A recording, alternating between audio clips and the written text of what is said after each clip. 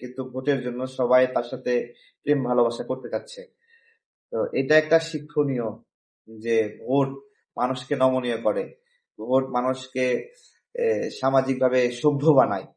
তো এই ভোটটাই আমরা দীর্ঘদিন ধরে চাচ্ছিলাম যে ভোটটা আসলেই সবাই তাদের হিংস্রতা কমিয়ে ফেলবে, কারণ একটা সহিংস কাজ, একটা উগ্রতা প্রকাশ পেলে মানুষ তার ভোট দেবে না।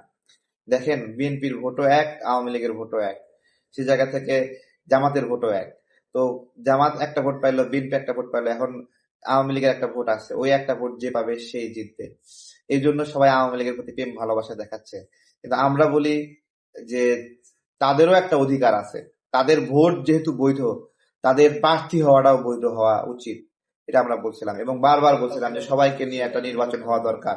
সেই নির্বাচন হলে একটা, মানে কেউ পরাজিত হইলেও, ভোটে পরাজিত হইলে কেউ লাফালাফি করতে পারে না। কারণ ভোটের মাধ্যমে যদি আওয়ামী লীগ পরাজিত হয়, তাহলে আওয়ামী লীগ মেনে নেবে যে হ্যাঁ, আমরা তো পরাজয়ই বরণ করলাম। কিন্তু যদি এরকম হয় যে তারা ভোটে আসতে পারছে না, তাহলে তাদের তো আসলে পরাজয় হয় না। ঠিক আছে। আর যদি এরকম হয় তারা ভোটে ভালো করছে, বিভিন্ন জায়গা থেকে এমপি হিসেবে নির্বাচিত হয়েছে, তাহলে জনগণ যাদেরকে এমপি হিসেবে বানায় দিচ্ছে, সেই মানুষগুলোকে আপনি কিভাবে ফেলে দিবেন? তারা তো জনগণের প্রতিনিধি। মাঠ থেকে এক সাইড করে দিয়ে সব দুর্বল, পুষ্টিহীন তারা যদি আইসা মাঠ দখল করে, ভাই আপনি তো প্রতিযোগিতার জায়গাতেই আসলেন না। এগুলো বিষয় নিয়ে অনেকে বললে আমাদেরকে খারাপ ভাবে ট্রিট করে। তো আমরা আমাদের এই কথাগুলো বলে যাব ভাই। এখানে দেশের জনগণের চাহিদা, সেটাকে দাম দিতে হবে। শুধুমাত্র ভোটের আয়োজন করলে হবে না।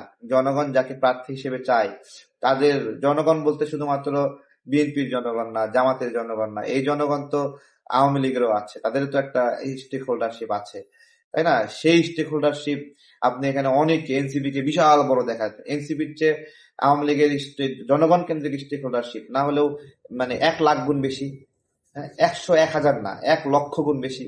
তাহলে সেই স্টেক হোল্ডারকে অসম্মান করে আপনি কৃত্রিম ভাবে একজনকে এখানে বিশাল বড় একটা চেয়ারে বসাই দিলে তার সেটা মানানসই হয় না, তাই না? তো এটাই আর কি, আমরা বারবার বলছি যে সবার অংশগ্রহণে নির্বাচন হলে ভালো হয়।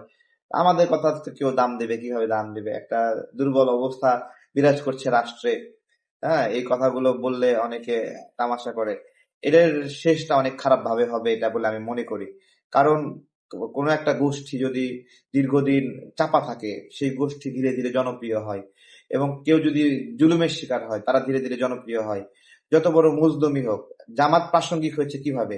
এত বড় গণহত্যা চালাইছে, এত বড় নোংরা কাজ করছে, আমাদের মা বোনদের ধর্ষণ করছে জামাত। সেই ধর্ষক গোষ্ঠী আজকে বাংলাদেশের রাজনীতিতে প্রাসঙ্গিক কিভাবে? কিভাবে? বুঝতে হবে তো ভাই। তাদের উপরে বারবার জুলুম করে করে করে তাদেরকে প্রাসঙ্গিক করা হয়েছে।